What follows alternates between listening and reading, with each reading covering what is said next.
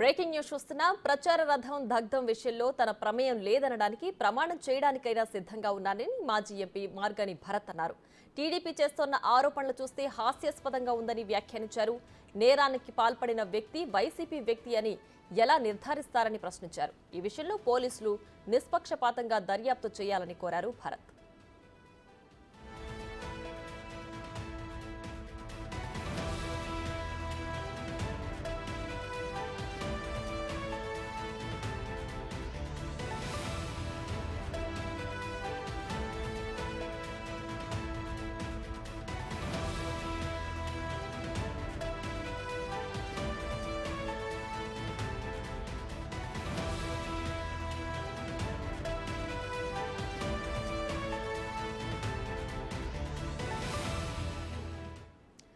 ఇదే అంశానికి సంబంధించి మరింత సమాచారం మా ప్రతినిధి రాజేష్ అందిస్తారు.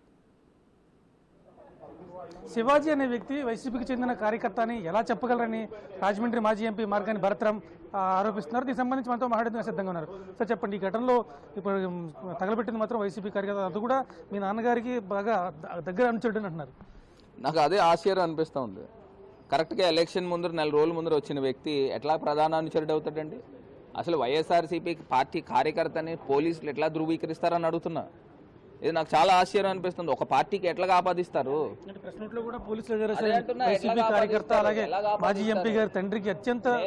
అదే చెప్తున్నా, ఎట్లా ఆపాదిస్తారు? ఆశ్చర్యం అనిపిస్తా ఉంది.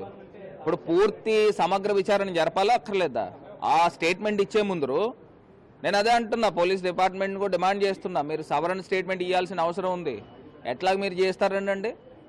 డైరెక్ట్గా ప్రధాన అనుచరుడని మీరు ఎట్లా ధృవీకరిస్తారు? వైఎస్ఆర్సీపీ పార్టీ ఇప్పుడు అతను ఫేస్బుక్ 6 నెలల క్రితం పోస్టులు చూస్తే అన్ని బీజేపీ పోస్టులు ఉన్నాయి. ఇతను కానీ ఇతని కుటుంబ సభ్యులు, ఇతని బంధువులందరూ కూడా తెలుగుదేశం పార్టీలో తిరిగే వ్యక్తులు. ఒక 4 రోజుల ముందర కోవర్ట్ ఆపరేషన్ ఇక్కడికి వచ్చాడా? ఇక్కడికి వచ్చి ఇన్ఫర్మేషన్ పాస్ చేస్తున్నాడా? మోరంపూడి ఫ్లైఓవర్ దగ్గర ఎంత దుష్ప్రచారం అయ్యి ఏ రకంగా మోరంపూడి ఫ్లైఓవర్ దగ్గర శిలాపలకాన్ని పగలగొట్టి ఎంత అన్పాపులర్ అయ్యారో తెలుగుదేశం పార్టీ వాళ్ళు కనబడింది. దీన్ని ఏదో రకంగా మా పైన విషయం జమ్మాలా. అంటే కోవర్ట్ ఆపరేషన్ జరిగి ఉండొచ్చు అన్నారు.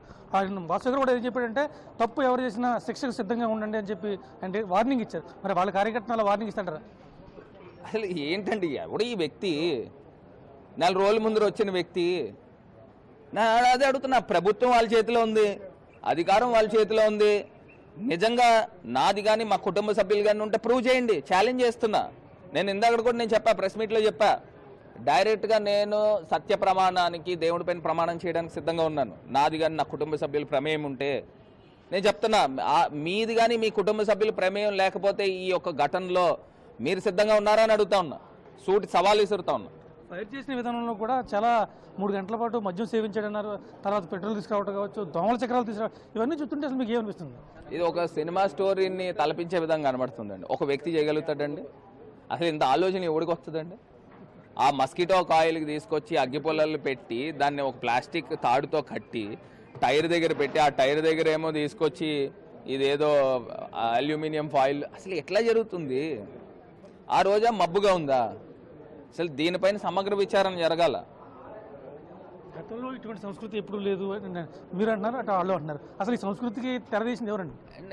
ఇప్పుడు ప్రజలకి అర్థమవుతుందండి. ఇప్పుడు వాళ్ళు చిట్లు వ్యాపారాలు చేసుకునేవాళ్ళు, ఇప్పుడు వాళ్ళకి వెనకాతలు ఉండే బ్యాక్డ్రాప్ ఎవరు ఉండేవారు? నా దగ్గర ఉంటారు అసలు. ఇప్పుడు నేను ఎంత క్లియర్గా ఉన్నాను అనేది ప్రజలకు తెలుస్తుంది. సరే, గెలిపోవటంలో అనేది ఇంకా అది దైవాధీనం. అక్కడ ఉన్న వేవో లేకపోతే ఇప్పుడు ఎవడైతే ఆ వ్యక్తిని చూసి ప్రజలు ఓట్లేలే, వాళ్ళ పార్టీని చూసి ఓట్లు వేసుకున్నారు. లేకపోతే వాళ్ళ పార్టీలో ఏదైతే చంద్రబాబు నాయుడు గారు ఇచ్చిన హామీలు, అలవి కాని హామీలు, అన్ని హామీలు ఇచ్చుకున్నాడు. దాన్ని చూసి ప్రజలు ఆకర్షితులై చేశారు. ముఖ్యంగా చూసుకుంటే ఈ విషయంపై మాత్రం పలు అనుమానాలు వ్యక్తమవుతున్నాయి. పోలీసుల తీరుపై కూడా అతను శివాజీ అనే అతను వైసీపీ కార్యకర్త అని ఎలా చెప్పగలరు?